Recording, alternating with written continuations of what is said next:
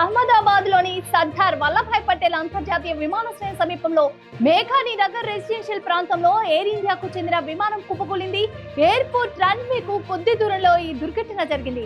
Airport లో landing కావాల్సిన విమానం మధ్యాహ్నం 1 గంటకు ఒక్కసారిగా కుప్పకూలింది. దీంతో దట్టమైన పొగ మంటలు చెలరేగాయి. విమానంలో 133 మంది ఉన్నట్లు తెలుస్తుంది. కూలిన సందర్భంలో భారీ శబ్దం రావడంతో చుట్టుపక్కల నివాసితులు ఉలికిపడ్డారు, భయంతో పరుగులు తీశారు. దీంతో ఆ ప్రాంతంలో భయాందోళన వాతావరణం నెలకొంది. ఘటనా స్థలానికి అగ్నిమాపక దళం, అంబులెన్సులు, రెస్క్యూ బృందాలు వెంటనే చేరుకున్నాయి. దట్టమైన పొగ కారణంగా సహాయక చర్యలకు ఆటంకం కలుగుతుంది. ఎయిర్పోర్ట్ కు వెళ్లే అన్ని దారులను మూసివేసి సహాయక చర్యలు కొనసాగిస్తున్నారు. ఈ దుర్ఘటనకు సంబంధించి ఇప్పటి వరకు అధికారిక సమాచారం రాలేదు. ఎంతమంది గాయాల పాలయ్యారు, ప్రాణ నష్టం ఎంత జరిగిందనే వివరాలు తెలియాల్సి ఉంది. ఎయిర్ ఇండియా కూడా విమాన ప్రమాదానికి సంబంధించి ఎలాంటి ప్రకటన జారీ చేయలేదు.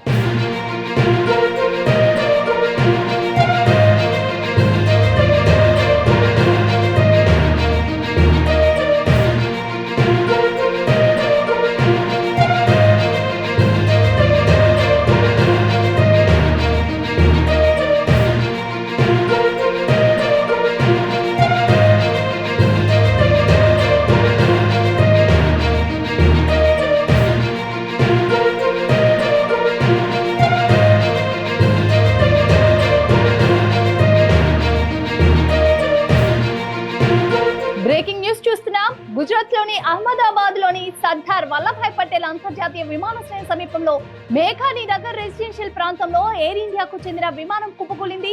ఎయిర్పోర్ట్ రన్వేకు కొద్ది దూరంలో ఈ దుర్ఘటన జరిగింది. ఎయిర్పోర్ట్ లో ల్యాండింగ్ కావాల్సిన విమానం మధ్యాహ్నం 1 గంటకు ఒక్కసారిగా కుప్పకూలింది. దీంతో దట్టమైన పొగ మంటలు చెలరేగాయి. విమానంలో 133 మంది ఉన్నట్లు తెలుస్తుంది. కూలిన సందర్భంలో భారీ శబ్దం రావడంతో చుట్టుపక్కల నివాసితులు ఉలికిపడ్డారు, భయంతో పరుగులు తీశారు. దీంతో ఆ ప్రాంతంలో భయాందోళన వాతావరణం నెలకొంది. ఘటనా స్థలానికి అగ్నిమాపక దళం, అంబులెన్సులు, రెస్క్యూ బృందాలు వెంటనే చేరుకున్నాయి. దట్టమైన పొగ కారణంగా సహాయక చర్యలకు ఆటంకం కలుగుతుంది. ఎయిర్పోర్ట్ కు వెళ్లే అన్ని దారులను మూసివేసి సహాయక చర్యలు కొనసాగిస్తున్నారు. ఈ దుర్ఘటనకు సంబంధించి ఇప్పటి వరకు అధికారిక సమాచారం రాలేదు.